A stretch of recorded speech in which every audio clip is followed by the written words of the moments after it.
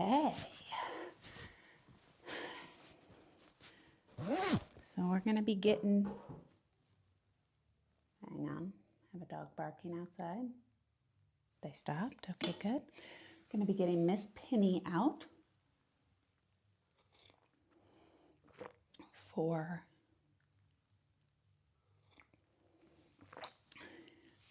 a training session on leaders claiming space, getting a dog's mind, a dog giving ground to a person, call it a few different things. But if you are using the 5 Laws of Leadership mini course, this is going to be Leaders Claim Space.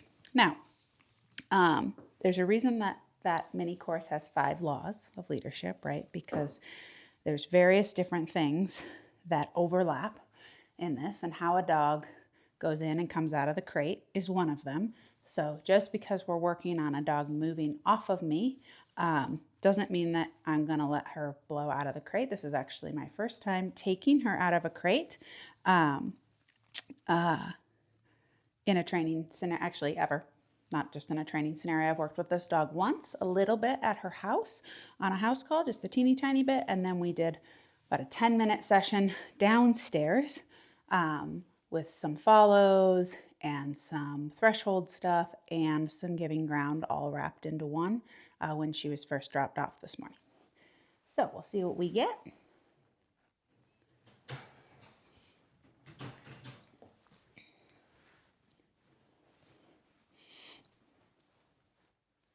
So as you can see, I left a line on her with plenty of slack so that she can move around. I will be putting a shorter line on her later that will go in there. But this, of course, allows me to be able to get a dog safely in and out of a crate without having to reach right for their collar inside of that enclosed space right away. So you can see as I'm opening it, she's thinking about making a bolt for it. So I'm just closing it in her face. Again, there's no sit, stay, wait here. That's super intentional. This is an expectation of behavior. When the door of your kennel opens, be calm and come out calmly. So I will invite her out, but it's not even so much about a wait for permission to be released. It's about the mindset in which you come out. And right now she's a little worried, so she's thinking about making a run for it. Good. That pause is what I'm looking for. At which point she's invited to come out. See how good my mic is working. My husband's lifting weights downstairs, so there's lots of banging down there, which you may or may not be able to hear on this. All right. So this is Miss Pinny, P-I-N-N-Y, not to be confused with Penny, who's downstairs right now for daycare. Pinny is in for day training.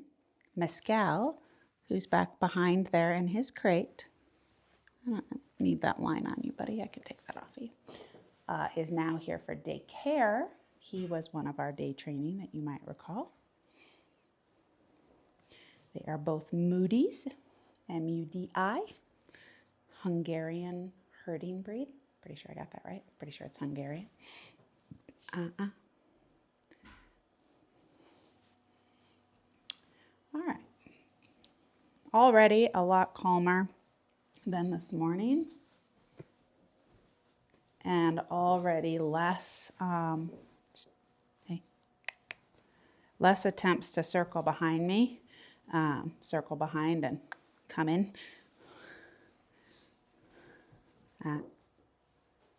Good. Wow. So that dog just gave about 8 feet to me, which is huge because the video you'll see this morning where we were doing this, I had to get a tool. That's why I have my rattle paddle now, because I didn't have it over here this morning. And so I was actually using a broom, which I clarify in that video is not an issue if you don't have the tool. available immediately when you need it. You can grab other things, and if you have to grab a broom or something like that to use as a tool, you're not gonna, like, the dog is not gonna be terrified of brooms, because that's not what we're doing here. We're good. No. No. So there I'm getting a little bit of a growl out of her. And so you can see there's plenty of slack in this line for her to move backwards. And I am holding my space here. And I actually just got bigger because, good. So I got a head turn on that one, so I let go. But I do still need some movement backwards. And the reason that you saw my energy get a little bit bigger there is because I was being super fair to her and she decided to growl at me, right? So that is a big old no-no. Good. Now that time we saw a yawn, head turned, and she even moved directly back a little bit. Huge progress from this morning. And now I'm just going to let her think about it, right? I'm relaxed. I'm not backing up because I don't want to suck her into me. Okay, that mic is still there. But I'm not making direct eye contact. She's not taking my space back. She's not trying to circle me, right? So I'm just going to relax here and let her think about that. And then when I'm ready, I'm going to walk towards her and invite her to start moving again. Let's go. Good.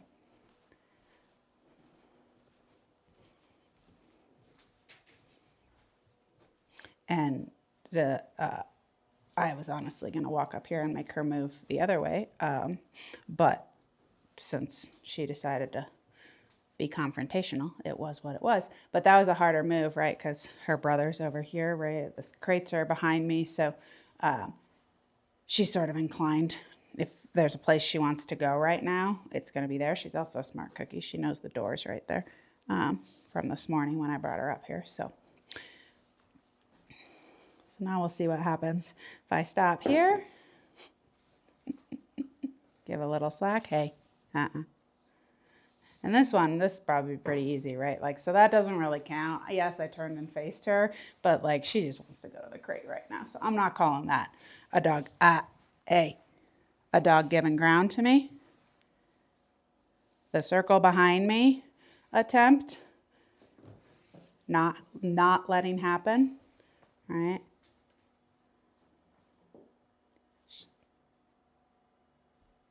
Holding. Head turns. I'm going to see what happens if I relax here a little bit. Good. I actually got more space out of that. Good girl. All right. So she turned her head. She wasn't fully moving yet.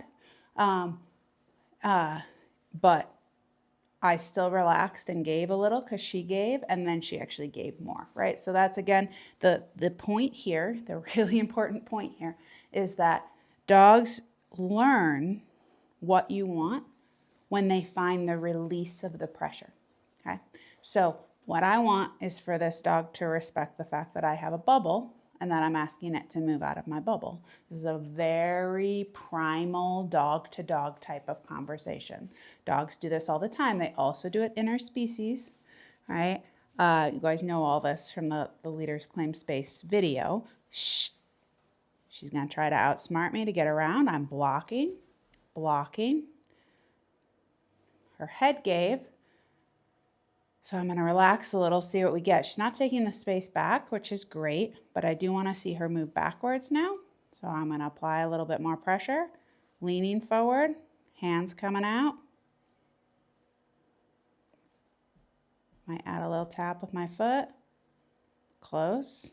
She's thinking about it. I'm seeing a paw lift. She's negotiating here. She's yawning. Head's turning to the side. I'm saying not good enough. I need you to turn and move away from me. All right, she's going to play hard to get. I'm going to add a little.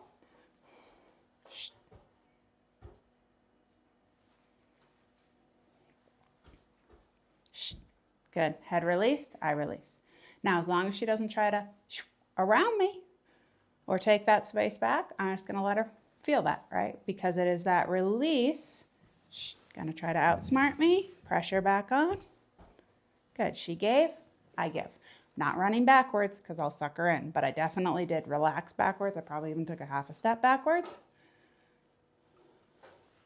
And you notice like my chest is not turned directly at her now. I'm not looking directly at her. chest square to the dog, direct eye contact, energy forward, my pushing my body forward, extending out, getting bigger with my presence, energy, however you want to think about it. That is what tells a dog you need to move. That's pressure being applied, spatial pressure, some call it. All of that is saying you haven't found it yet. That pressure, you haven't found a release of pressure, ergo, you haven't found what I want yet. Now, you moved, you didn't take it back, and you're not like out there running around, like running around and trying to outsmart me. Beautiful. I don't know that the camera caught that because she's so close to it. Probably didn't, unfortunately, but she just sat down on her own out there without me telling her to. So that's a full yield. So so that's what we did like about 10 minutes this morning. Gave her a little break in the crate, and we're, I don't know, maybe 5 minutes in here. So about 15 minutes. And now we just got a full mental yield on this dog. And again, the camera's probably not showing her right now. That's okay. You guys are just going to have to take my word for it. Is she totally relaxed out there in her sit? Absolutely not. Right? She's like she's panting a little bit. Her eyes are a little focused. She's a little tense in her body, but she is not spinning. She's not moving around. She just let out a really nice yawn there to let go of some of the tension she's feeling. Much more appropriate ways to deal with it. And all of that is happening within the context of her learning about me, that one, I know how to communicate with her in her language. Two, I'm unapologetic about it, and I'm not asking for things. I'm telling her for what I need. But I am doing it in a super controlled, confident, clear fashion without any fight in it. Again, I call this being a bouncer, not getting in a bar fight. I will bring more pressure in if I need to, but I am just telling her, you got to move right now. And that conversation, that really primal conversation, have to do it. You have to have it, and you have to be able to do it if you're going to herd. Just is, right? But in general, for life and relationship with your dogs, it is an extraordinarily powerful tool for the leadership conversation, for the relationship dynamic conversation.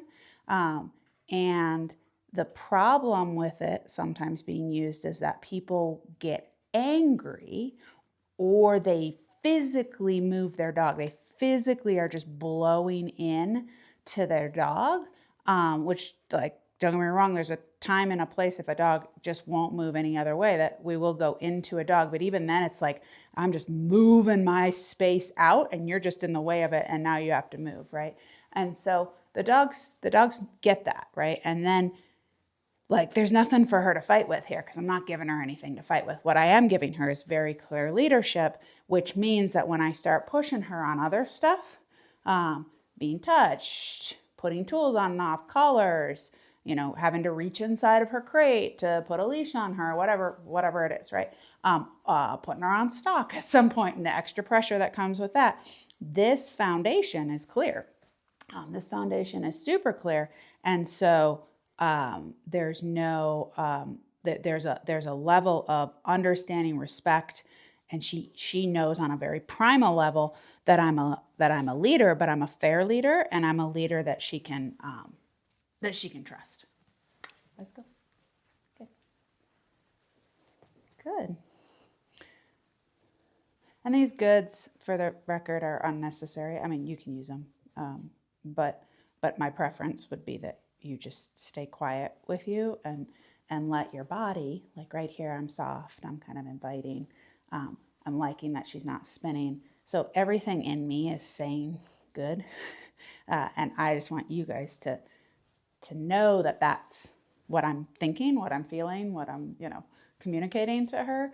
And if your body's doing all of that and then you add a little good to it, like, cool, right? The problem's going to be if you're like all worked up still, or your dog is spinning and you're saying good at the same time, then you don't, that's where the words, when we get too focused on using words, like they're the thing that is making the difference versus the actual pressure and release conversation that is happening to make that difference. All right, so we're going to see what we get now.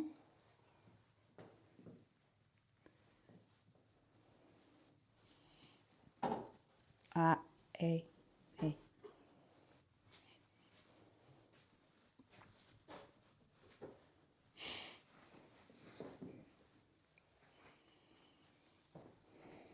So she wants to go into her crate. I'm going to step there, claim it, say you're not going into your crate, hold pressure, head releases. I'm going to relax a titch. She's thinking about coming back in. I'm going to put it back on. I'm actually going to drop this line at this point.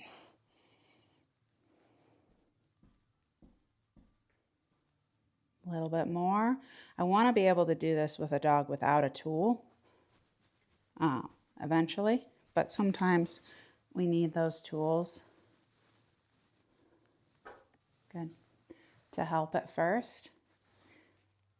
So the tool should accentuate and help help you to extend your pressure out, but then we get to the point where I should be able to go here without the tool and just get the move.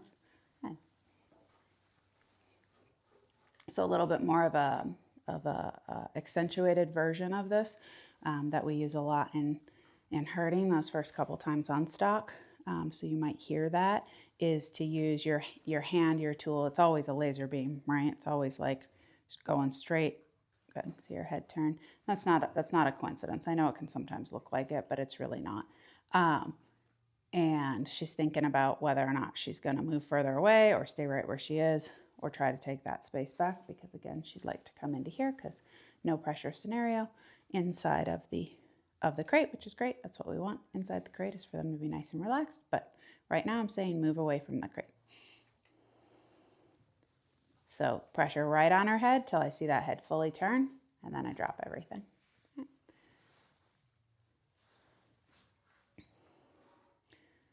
And notice there's no banging, there's no screaming, there's no, like, again, like sometimes we have to get bigger, right? But we're just holding pressure and communicating with this dog that you understand this. If another dog holds pressure on you and is holding their space and staring at you, they want you to move away, right? Like the dogs get that. They know that. So she's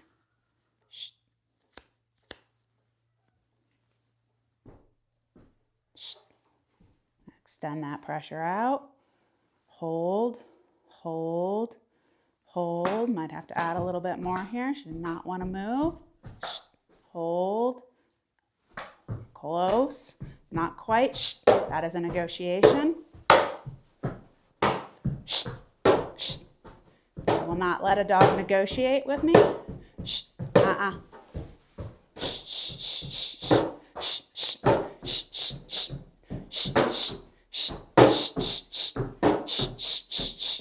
Just looking for a head turn here. Good.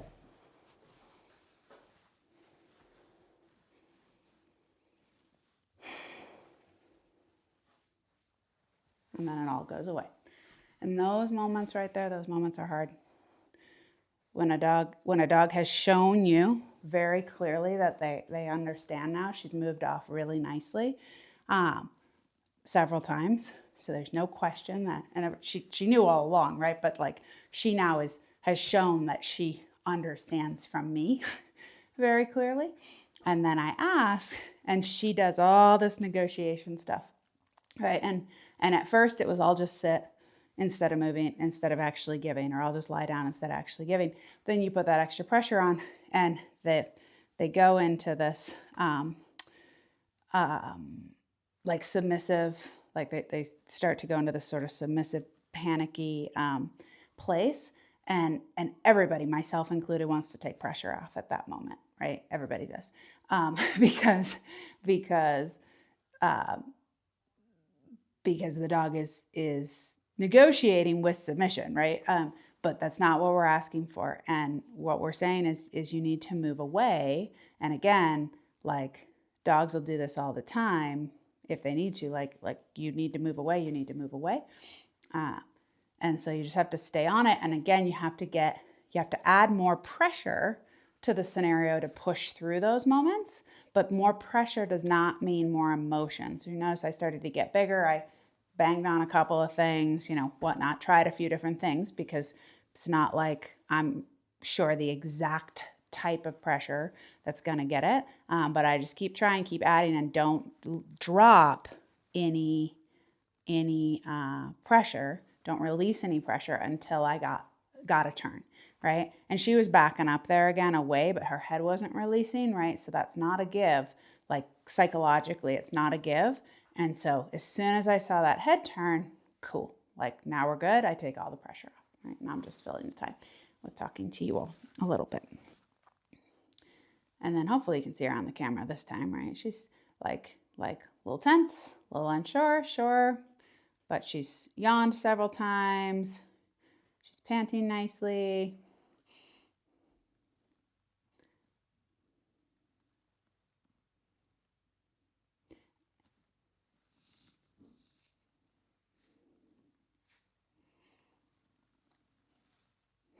And learning a ton about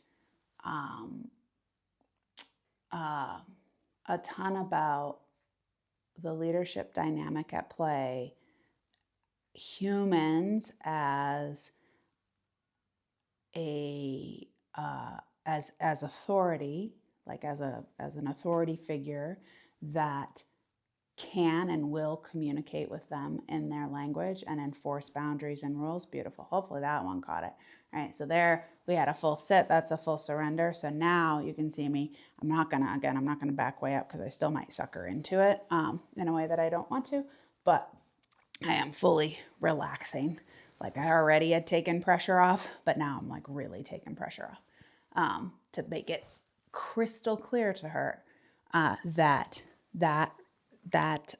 yield, that surrender, that giving to my pressure and not trying to outsmart me, take it back, negotiate when I'm asking for something very clear, or telling, not asking, for something very clear, is in fact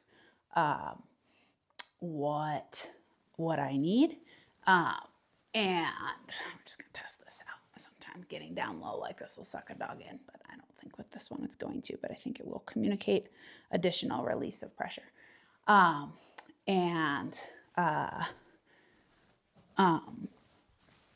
this is just a wait out moment, which is why you see me getting comfortable here.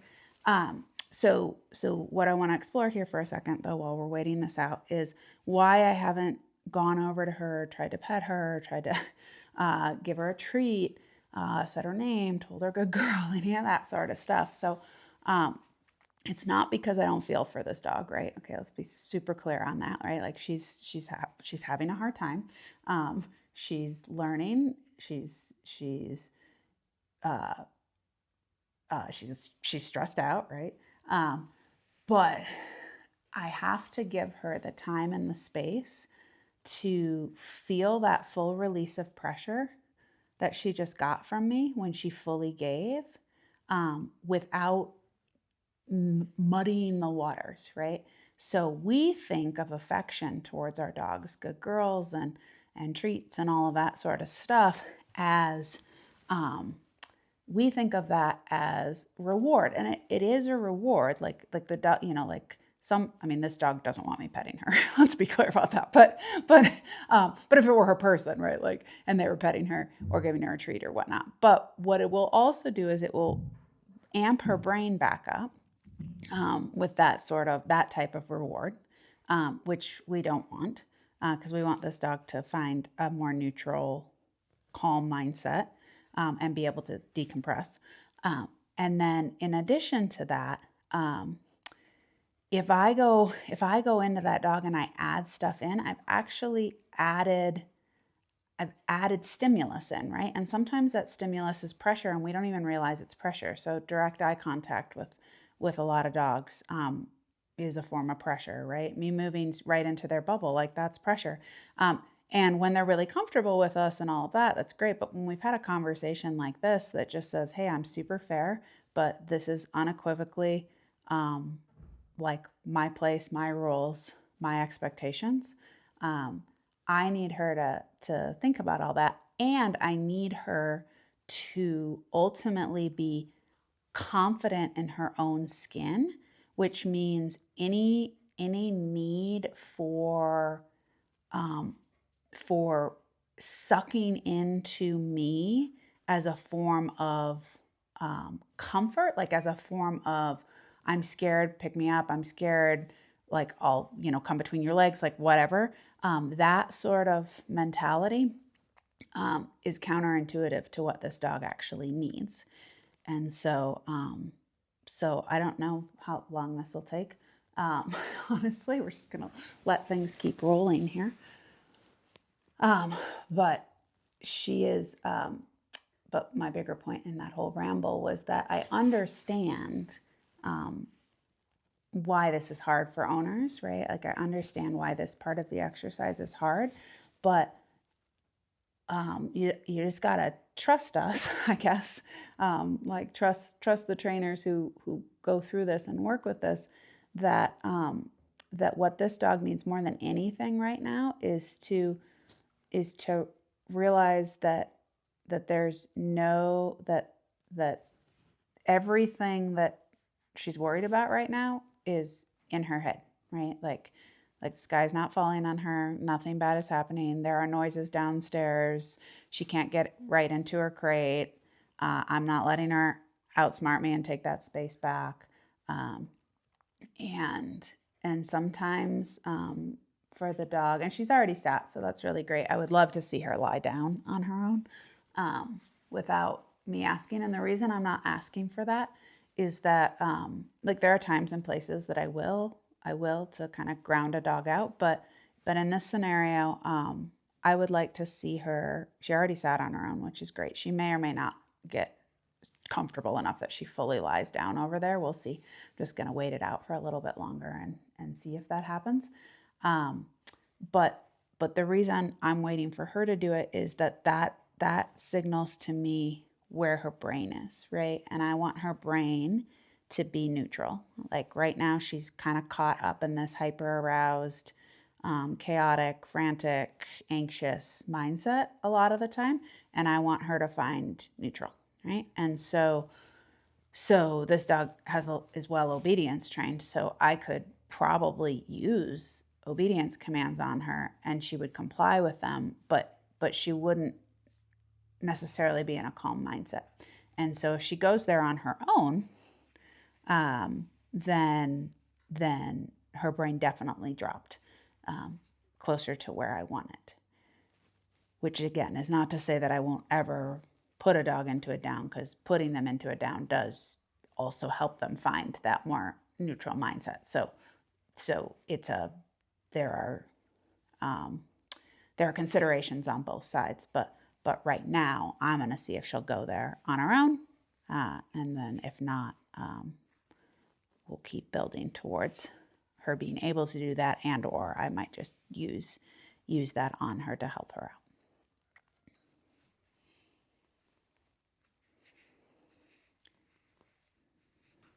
And if I weren't talking to you all right now and recording this video, I would be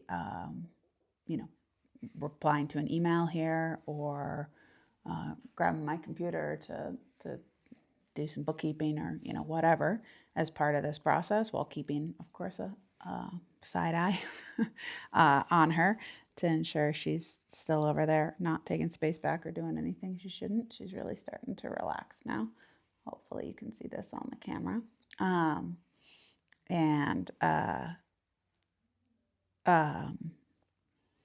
So my point in that is for folks who are like, yeah, my dog would really benefit from an exercise like this, but I don't got 30 minutes to sit on the floor and just chill out. You don't have to, right? The point is that you can incorporate this in to other things. So say you got some emails you need to respond to, or you're sitting down as a family to to watch a movie at night or a show or whatever, right? Those are great times, like times that you're already somewhat initially somewhat stationary, um, and can take the time, but you don't have to be like. In fact, it's better if you're ignoring the dog more or less. Um, During that, you don't want to be, as we've already discussed, you don't really want to be focused on the dog.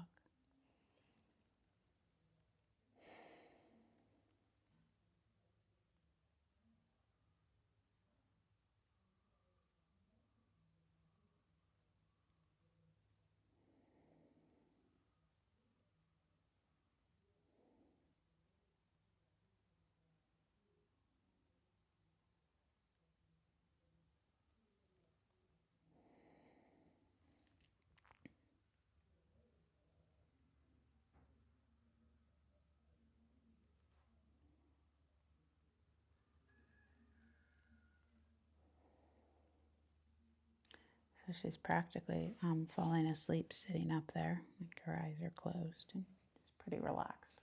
Um,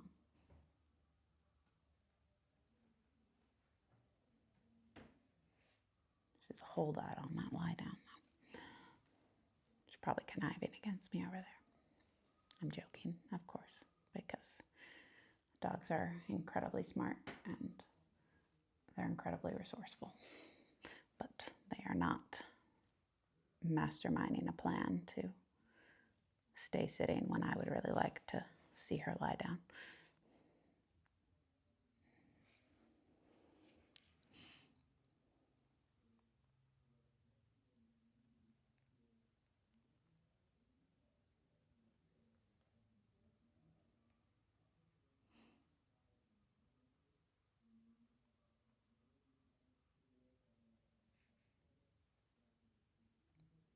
Super pleased with this though. You can hear podcast running downstairs right now. You can see her ears moving back and forth. That's what she's listening to, would be my guess. And again, no, this dog is not in a sit stay. I did not, that's not what I did. Like I didn't, I mean, I've been mic'd up the whole time, so you all know that.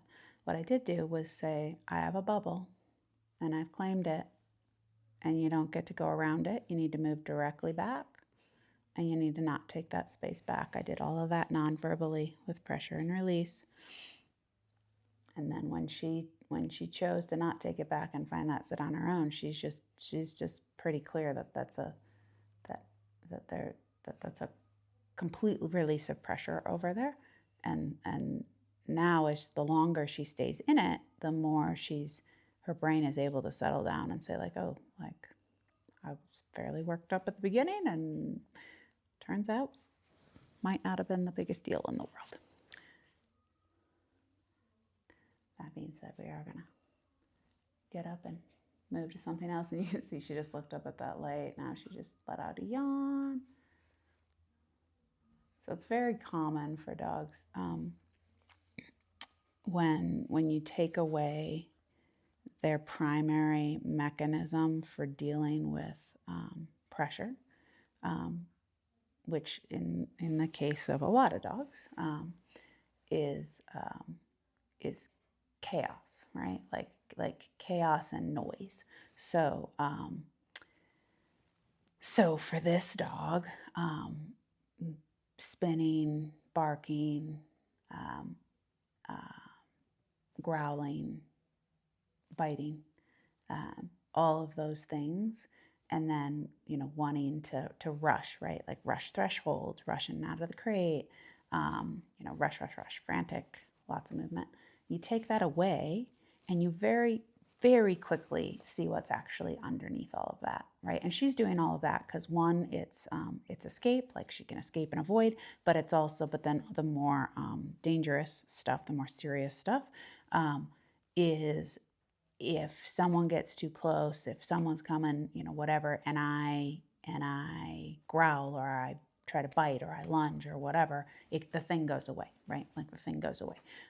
So that's not worked once for her with me, right? And I've actually made her go away. Like, oh, you're gonna do that? Like, you move off of me. Like, I'm not giving to you if you growl.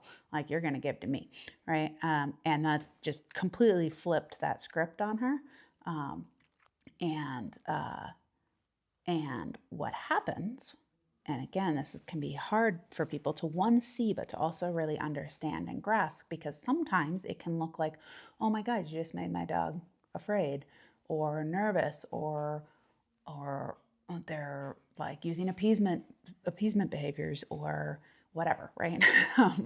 And that was always there. Like that was always there. It was just this mask, this facade on top of it the dog was using because it was useful, and now it's not useful. And so now that they don't know like what to do, right? And so they have to be in this for a little bit and sort of move through it, and then they come out the other side far more comfortable and confident, and then pressure isn't this huge bad thing. Pressure is just pressure. It's just information, and there's different levels of it, and they're able to read those and not overreact. And but when you move through that, this first initial step where you see what's underneath, we have a video we just released, Foundations of Herding video, that has where I'm doing a demo with a Bouvier, and Kathy is talking through what's happening. And that's another example of this, like that dog with the owner was very chaotic and tight and blowing things up and diving in and running the sheep over the top of her, and right, like a lot of that. And when I claimed that space and said, my sheep, my real estate, my rules out here, and there's no question about that, but I still need you to work. I still need you to do your job. Then we saw the dog underneath all that, which was actually pretty soft and pretty uncomfortable with that bubble and with the pressure and unsure what to do. And her go-to had been to dive in and be tighter and be chaotic. And we said, you can't do that. That breaks a rule. That roughs up the stock. That risks getting me hurt. That risks getting you hurt. Those are breaking rules. You can't do that. Find another way to do it. This is the same sort of thing that we're seeing with this dog, just in a different context. Oh my gosh, we might get it. Oh, I hope you guys can see this on the camera. Just one more way from me. Oh, I might have focused a little too much on her. Thought she was about to lie down.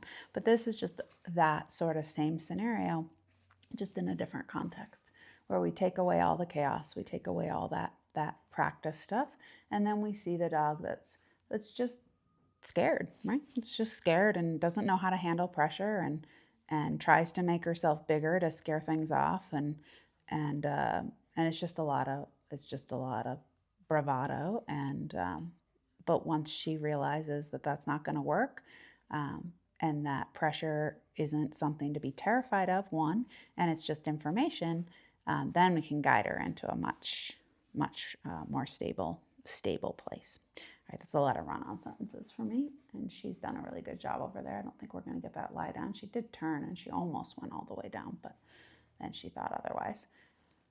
So we're going to get her up and out for a little bathroom break, and then back in to her crate where she can take